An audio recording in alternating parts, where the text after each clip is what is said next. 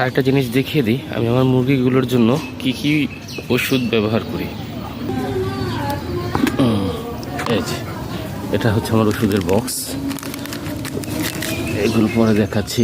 আগে দেখুন, এখানে আছে জিজবেট, তারপর এখানে আছে রেনাসল AD3E,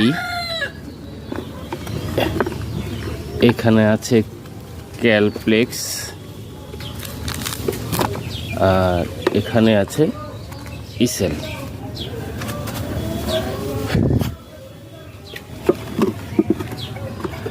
তো এর মধ্যে আমি প্রথমে কিভাবে খাওয়াই ওদেরকে বলে দিচ্ছি। যে রেনাসল AD3 আমি এটা ওদেরকে 5 দিন দিই, মাসে একটানা 5 দিন। সেটা হচ্ছে আপনার 1 লিটার পানিতে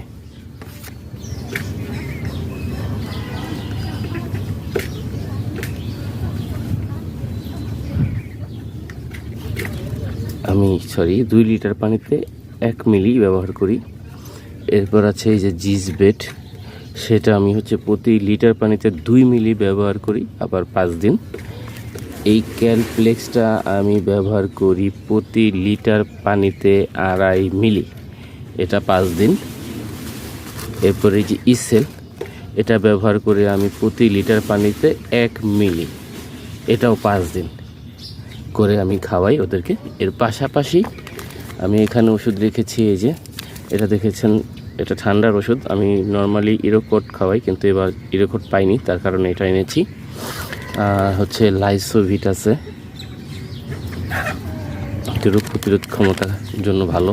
আর একটা আছে ভিটামিনের জন্য, রেনা WS, এটাও আমি মাঝে মাঝে ইউজ করি।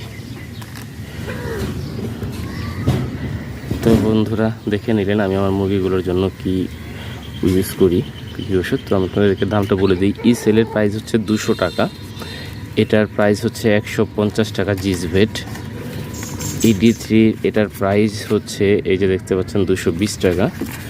আর ক্যালপ্লেক্সের প্রাইস হচ্ছে 140 টাকা। তো ভাই, মুরগি পালন করতে গেলে কিছু তো খরচ করতে হবেই। তো এই ওষুধগুলো আমি এখানে ব্যবহার করি। এর বাইরে আমি গাছের পাতা পুতা খেতে দিই টুকটাক, বেশি একটা বেশি না। যাই হোক, তো বন্ধুরা ভালো থাকবেন, সুস্থ থাকবেন, আল্লাহ হাফেজ।